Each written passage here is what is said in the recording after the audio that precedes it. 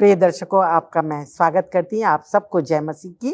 आज हम जो आपके सामने कार्यक्रम प्रस्तुत करने जा रहे हैं वो मिसेस E.G. वाइट की किताब एडवेंटिस्ट होम, उसमें जो है एक खास विषय, महत्वपूर्ण विषय है जिस पर हम चर्चा करेंगे कि विवाह से संबंधित जो चुनाव होते हैं अपने पति या पत्नी के लिए, उसको कैसे सोच समझ के किया जाए। इस विषय पे हम लोग चर्चा करेंगे।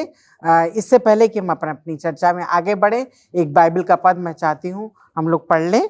ये नीति वचन की किताब, उसके पहले अध्याय की 8वीं आयत है। इस तरह लिखा है परमेश्वर के वचन में, हे मेरे पुत्र, अपने पिता की शिक्षा पर कान लगा और अपनी माता की शिक्षा को ना तज, क्योंकि वे मानो तेरे सिर के लिए शोभामायन मुकुट और तेरे गले के लिए कंठमाला होंगी। इससे पहले कि हम आगे चर्चा करें, मैं चाहती हूँ मैं मिसेस रेबेका सिंह, जो आज हमारी विशेष अतिथि है, जो इसमें हमारी बातचीत में हमारी मदद करेंगी, उनका मैं स्वागत करना चाहती हूँ। मिसेस सिंह, मैं आपका स्वागत करती हूँ कि आप हमारे साथ हो सकती हैं और आप इस महत्वपूर्ण विषय पर जो है हम बातचीत कर सकते हैं कि अपने जीवन साथी का चुनाव जो बच्चे करते हैं उनको किस किस तरह की सलाह हम लोग दे सकते हैं। और आपसे निवेदन करूंगी कि जो आप हमें एक बहुत सी बातों पे आप हमारे को समझाएं, सिखाएं। मैं आपसे एक बात, बहुत महत्वपूर्ण बातचीत है कि आजकल हम देखते हैं कि किस तरह का जब माहौल चल रहा है, लड़के लड़कियों का जब मित्रता हो जाती है, एक दूसरे से प्रेम होने लग जाता है, तो वो जो है बाहर घूमना पसंद कर, मिलना जुलना शुरू कर देते हैं। तो ये कितना सही है आज अगर हम देखें कि उन लोगों का मिलना जुलना क्या सही है? ये आपने जो पूछा है उसको मैं जवाब देने से पहले एक छोटी प्रार्थना करेंगे। जी जरूर जरूर। प्यारे खुदाम शुक्रगुजार करते हैं कि तूने हमें ये मौका दिया कि हम एडवेंटिस्ट होम के द्वारा लोगों तक पहुंच सकते हैं। पवित्र आत्मा के द्वारा हमारी अगुवाई कर दोनों की, ताकि हम सही शब्द बोलने वाले बने। हमारी इस प्रार्थना को सुन और ग्रहण कर, आमीन आमीन। जैसे आपने बोला, शादी से पहले युवा जोड़े को मिलना चाहिए कि नहीं। जैसे मैं देखती हूँ कि बाइबल में जितनी भी शादियां हुई हैं, उन्होंने देखा नहीं ना मिले हैं आपस में युवा जोड़े, शादी हो गई वो घर आ गए। पहले ऐसा ही होता था। जी हाँ। लेकिन अब जैसे जैसे आप देख रहे हैं कि ये नौजवान पीढ़ी जो है जैसे जैसे बढ़ रहे हैं, बिल्कुल हम कहते हैं आधुनिक समय। जी हाँ। आधुनिक समय में जब ये बढ़ रहे हैं तो ये चाहते हैं कि एक दूसरे के साथ मिलें और बाहर जाएं। जी ठीक है। तो अगर बाहर जा रहे हैं तो सबसे पहले यह है कि उन्हें स्वयं पे काबू करना है। जी बिल्कुल सही है ना। जब वो स्वयं पे काबू करेंगे, जी, क्योंकि ऐसा है ये नौजवान जोड़े जो हैं अंधे और मोह में बह जाते हैं। बिल्कुल ओके, लड़के ने कुछ कहा, लड़की ने नहीं सुना तो वो गुस्सा हो जाता है। इस तरीके से उनमें आपस में अनबन हो जाती है और फिर वो सोचती है कि मैंने इसको जवाब नहीं दिया, और इस तरीके से वो उसके बहकावे में आ जाती है, अंधे जाल के मोह में पड़ जाती है। ना ये नहीं सोचती कि मुझे स्वयं पे काबू करना है। बिल्कुल सही। अगर ये मुझे कहीं ले जाने के लिए कोशिश कर रहा है तो मुझे ये कोशिश करनी चाहिए कि मैं ऐसी सुनसान जगह पे ना जाऊं जहाँ पे कि क्या हो, परेशानी हो जाए, भटक सकते। इसलिए परमेश्वर चाहता है कि जो नए जोड़े हैं, जो अपने साथी चुनते हैं, उनको दूर एक दूसरे के साथ, चलिए ठीक है दिन में है जी, मगर ज्यादातर हमें कम मिलना चाहिए जी। ठीक है। माता पिता भी इस फेवर में नहीं है कि ये ज्यादा मिले। जी हाँ। ठीक है। जब मंगनी होगी तो चलो ठीक है, थोड़ी सी फ्रीडम दे देते हैं, लेकिन इतना ज्यादा भी नहीं चाहते कि वो मिले शादी से पहले। बिल्कुल सही आपने कहा। और ये भी बात है, मैं चाहूंगी आप इसमें बताएं, कई बार ऐसा होता है कि जो है देर रात ये लोग बाहर रहते हैं, देर रात तक लड़की, तो उसमें भी ठीक नहीं। आप बताएं इस पे कुछ कि अगर हम देखें सही है ये रहना। अगर हम देखते हैं देर रात तक लड़के लड़कियां रहते हैं। आजकल क्या होता है, क्लब्स, बिल्कुल जा रहे हैं, क्लब्स में जा रहे हैं, वहाँ पे ड्रग्स चल रहा है, सब कुछ चल रहा है, और रात के अंधेरे में जितने पाप है सब हो रहे हैं जी। तो यहाँ पे जो है अगर लड़की मना कर रही है, लड़का का अच्छा ये तो आधुनिक टाइप की लड़की नहीं है, ये तो मेरे टाइप की लड़की नहीं है, और इसमें जो है वो शैतान के जाल में फंस जाता है। जी बिल्कुल। जब हम ये देखते हैं कि शैतान के बुरे विचार लड़के के मन में आ गए, वो लड़की को जो है कोशिश में करता कि मैं इसको अपने साथ सब जगह ले जाऊं। हाँ, अपने दोस्तों के साथ भी ले जाऊं। कभी कभी दोस्तों में जाके हमने देखा कई इंसिडेंट हुए कि लड़के गए, लड़कियां बाहर गई और वो गुंडे आ गए और उन्होंने उनको रेप किया लड़के के सामने, मारपीट करके खत्म करके चले गए। ये ऐसी घटनाएं जो हैं ये रात के समय होती है। तो ये इन सब चीजों से बचने के लिए ये खतरा जो हमारे ऊपर है, माँ बाप जब मना कर रहे हैं बेटा तुम 8 या 7 बजे तक घर आ जाओ, उसके बाद 9 बजे के बाद आप देखो जो भी बाहर निकल रहा है वो डर रहा है कि क्या घर में सुरक्षित पहुंचेगा कि नहीं पहुंचेगा। रास्ते में भी कई हादसे हो जाते हैं। बाइक में जा रहे लड़का लड़की, सामने से बस आ रही, उसमें टक्कर लगी और मर गए। तो ये रात के समय में हमें ध्यान रखना चाहिए कि हमारे बच्चे बाहर ना जाएं, घर में ही रहें। अगर दिन में भी जा रहे हैं तो उनको इतनी ज्यादा मोहलत ना दी जाए कि वो हर समय एक दूसरे के साथ, क्योंकि ज्यादा से ज्यादा आप समय बिताओगे तो आपको परेशानी पड़ जाती है।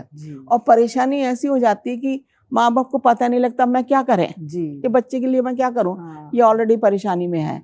तो ये चीजें के लिए जो है परमेश्वर नहीं चाहता, स्पेशली रात के अंधेरे में बच्चों को बाहर जाना चाहिए देर रात तक, क्योंकि देर रात में शायद सारे बुरे काम जो है रात में ही होते हैं। और हमें अपने बच्चों को ये सारे खतरों से बचा के परमेश्वर के भय में उन्हें घर में ही सलाह दे के रखना चाहिए ताकि वो ऐसे खतरों में ना पड़े। बिल्कुल, आपने बहुत सही हमें सलाह दी है जो है माता पिता को।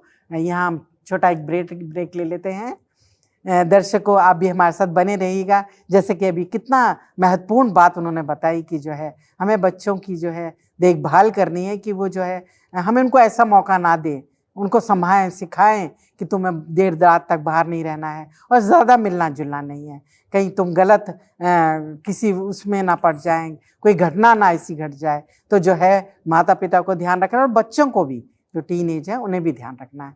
और हम फिर मिलते हैं ब्रेक के बाद आपसे और आपके साथ में आगे चर्चा में बातचीत करें।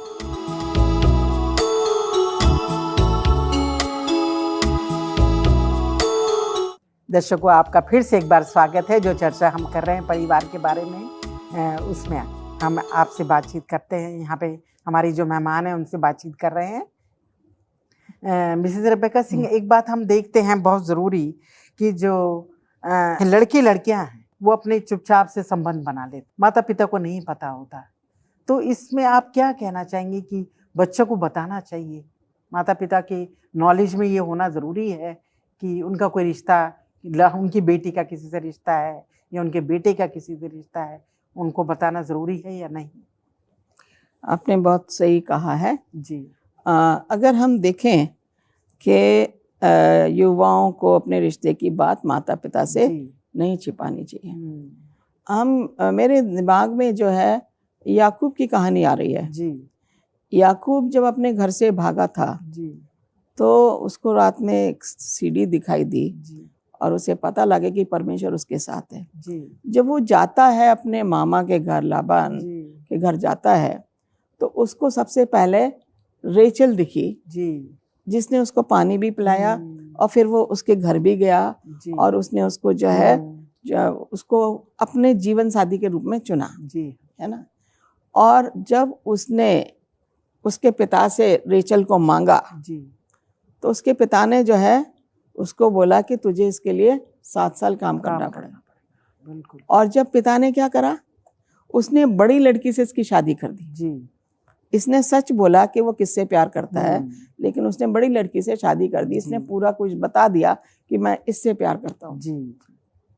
यहाँ पे हम देख रहे हैं कि इसने बताया, लेकिन इसने बड़ी लड़की के साथ भी इसे रहना पड़ा और छोटी के साथ भी, और इसने दोनों के लिए 14 साल काम किया जी। यहाँ पे माता पिता जो हैं, बच्चे अक्सर जो हैं सोचते हैं अभी तो हमारी जो दोस्ती है जी गहरी नहीं है, इसलिए हमें माता पिता को बताने की जरूरत नहीं है। लेकिन माता पिता से अगर हम छुपा रहे हैं तो हम सबसे छुपा रहे हैं जी। ठीक है, हम सोचते हैं कि माता पिता से हम क्यों बताएं, जी। ये तो हमारा रिश्ता है, आपसी संबंध है, हम क्यों बताएं अपना माता पिता को? हैं? यहाँ पे हम देखते हैं कि वो जब माता पिता को नहीं बता रहे, जी, जो माता पिता उनकी परवरिश कर रहे हैं, उन्होंने पैदा किया, उनको नहीं बता रहे, तो परमेश्वर के साथ कैसे रहेगा उनका रिश्ता? क्या बना सकते हैं वो परमेश्वर का रिश्ता? नहीं बना सकते। जब वो परमेश्वर से रिश्ता नहीं बना रहे, माता पिता से बातें छुपा रहे हैं, वो ये सोचते हैं कि हमें कोई नहीं देख रहा। जी, बिल्कुल सही। क्या ये सही है कि कोई नहीं देख रहा उन्हें? शायद माता पिता नहीं देख रहे, जी, क्या वो ईश्वर नहीं देख रहा उन्हें? हाँ, बिल्कुल। ईश्वर देख रहा है ना उन्हें। जब ईश्वर देख रहा है और वो सोचते हैं कि हमें कोई नहीं देख रहा, जी, है ना? अभी तो हमें बताने की जरूरत नहीं है, क्योंकि अभी तो हम अभी शुरू में हमारी फ्रेंडशिप शुरू हुई है, वो ये सोचते हैं। लेकिन कभी कभी ऐसा होता है, माता पिता को जब दूसरों से पता लगता है तो क्या होता है? बहुत बुरा लगता है, माता बहुत बुरा लगता है उन्हें। और वो लोग जो है पूछते हैं, बच्चे झूठ बोल जाते हैं। आपको किसने बता दिया? आपको हमारे पास विश्वास नहीं है, आपको हम पे विश्वास करना चाहिए। अगर हम किसी से फ्रेंडशिप रख रहे हैं तो हम आपको बताएंगे। बिल्कुल। वो बच्चे बार बार झूठ बोल जाते हैं। माता पिता को दुख तब होता है जब बच्चे माता पिता से छिपा के और झूठ बोलते हैं। जी, बिल्कुल। हाँ, हम देखते हैं कि योना नबी जो भागा, जी, वो परमेश्वर से तो डर के भाग रहा था। तार्शिश को उसने लिया और वहाँ जहाज में बैठ गया और उसने उनको बोला, नाविकों को बोला, मुझे पानी में छोड़ दो और आंधी बंद हो जाएगी। जी, बिल्कुल। उसने हाँ, वो परमेश्वर से भाग रहा था। क्या हम परमेश्वर से भाग रहे हैं? दाऊद कहता है कि हे परमेश्वर, मैं तुझसे कहाँ से जाऊं? मैं जमीन पे हूँ, तू मेरे साथ है। चट्टान के अंदर जाऊं, तू वहां पे मेरे साथ है। गुफा में जाऊं मैं तेरे से छुप ही नहीं सकता। लेकिन आजकल के युवा जोड़े जो हैं, क्या करें?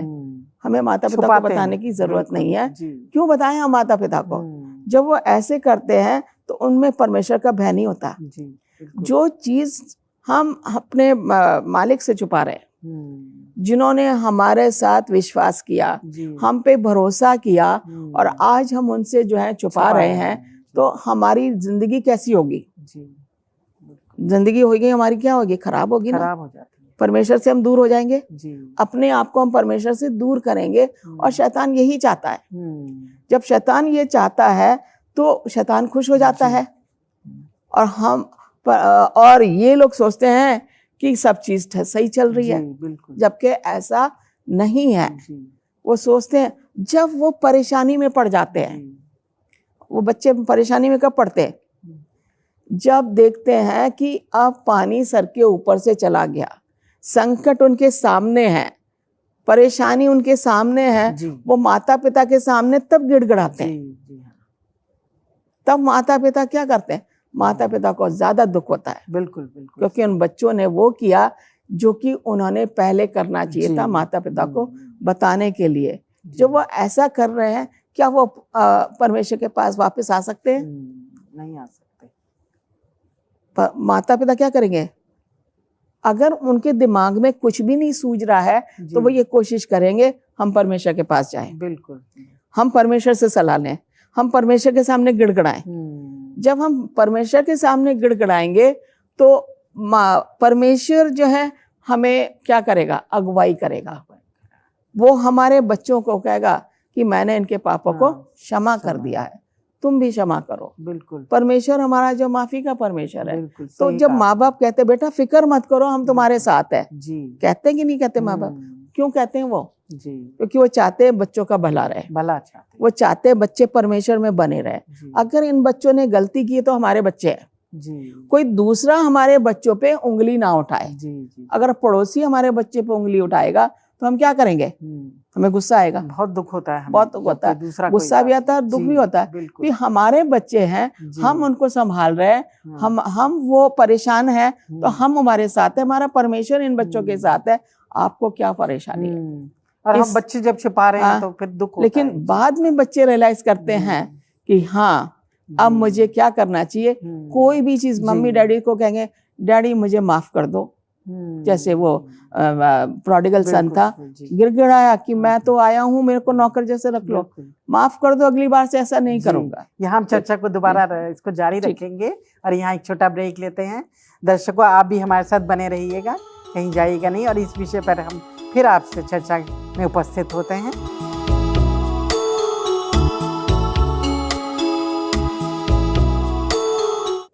दर्शकों, आपका फिर से एक बार स्वागत है हमारे इस एपिसोड में, जिसमें हम परिवार से संबंधित कुछ बातों पर बातचीत कर रहे हैं। मिसेस सिंह, एक बात हम, जैसे आप अभी बता रहे थे कि जो रिश्ते कर लेते हैं बच्चे छुपा के माता पिता से, दोस्ती कर लेते हैं, मित्रता कर लेते हैं, हम देखते हैं कि कई बार कि उनके रिश्तों में दरार आ जाती है। क्यों, कभी कभी दरार क्यों आती है उनके रिश्तों में? आपने बहुत सही क्वेश्चन पूछा है। अगर हम देखें रिश्तों में दरार, जी, परमेश्वर ने हमें कितनी आज्ञाएं दी हैं? बहुत सी आज्ञाएं दी हैं, वैसे 10 आज्ञाएं है, 10 मेन है जी। ओके, 10 आज्ञाओं में से अगर एक भी तोड़ दें जी, तो क्या हम आज्ञाएं मान रहे हैं? जी नहीं, बिल्कुल नहीं। सारी तोड़ रहे हैं ना, सारी मना करने के लिए, मानने के लिए बोला है ना। जब हमें 10 आज्ञाओं में से एक आज्ञा को हमने तोड़ दिया और हम कह रहे हैं हम 10 आज्ञाएं मान रहे हैं, जी, तो हमने तो सारी तोड़ दी, जी, ठीक है ना।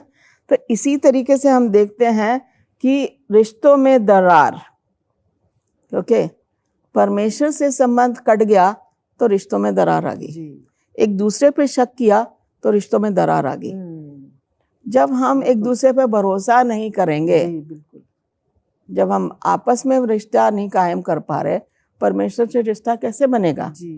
जब हम आपस में एक दूसरे पे भरोसा नहीं कर रहे, आपस में हमारे प्यार नहीं है, अगर हम एक दूसरे के ऊपर लांछन लगा रहे हैं तो हमारे रिश्तों में दरार तो आएगी। बिल्कुल सही। जब एक दूसरे को हम देखना भी नहीं मांगते, कभी कभी ऐसा होता है, इतना ज्यादा गुस्सा आ जाता है युवा जोड़ों में कि वो एक दूसरे को देखना भी नहीं मांगते। काश कि मैं सामने से ये हट जाए, या मेरे यहाँ से चला जाए, या मुझे छोड़ दे। यहाँ तक कि उनके इतने बुरे विचार आते हैं और शैतान बड़ा खुश होता है कि रिश्तों में दरार आ गई तो क्या हो गया, अब ये मेरे बच्चे हो गए।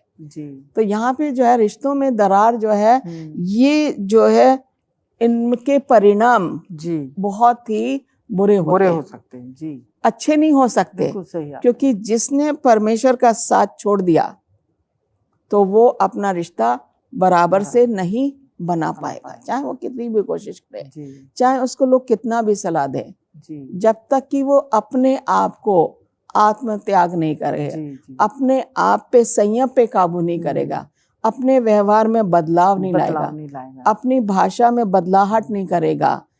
उनको दोनों को रिश्ते में जो है, दोनों को आगे बढ़ना है जी, समझौता दोनों में करना है। अगर उन्होंने समझौता करना सीखा है तो रिश्तों में दरार नहीं आएगी। बिल्कुल। अगर वह आपस में प्यार करते हैं, जब दिन में घर में पति पत्नी में आम बात है, एक गुस्सा हो गया, दूसरे दिन मैंने वो थोड़ी देर रहा, फिर थोड़ी देर के बाद ठीक जाते हैं, है ना, ठीक हो जाते हैं। कितनी देर तक हस्बैंड वाइफ चुप रहेंगे? उन्हें बनना ही है, क्योंकि एडजस्टमेंट जो है बहुत जरूरी है। समझौता हमारी जिंदगी में होना है, और परमेश्वर के साथ जब हम जाते हैं तो हम माफी आसानी से मांग सकते हैं। माफी अगर मांग ली तो आपकी रिश्तों की दरार खत्म हो गई। कहीं गलती हो गई तो माफी में तो कभी कभी मैं क्यों माफी मांगू जी, ये इसको मांगनी चाहिए। अपने में अड़े रहते हैं, दोनों अड़े जाते हैं तो दरार अपने आप आएगी। ईगो उनकी जो है सामने आ जाती है, जिसकी वजह से वो रिश्तों में दरार को खत्म नहीं कर पाते। बिल्कुल जी।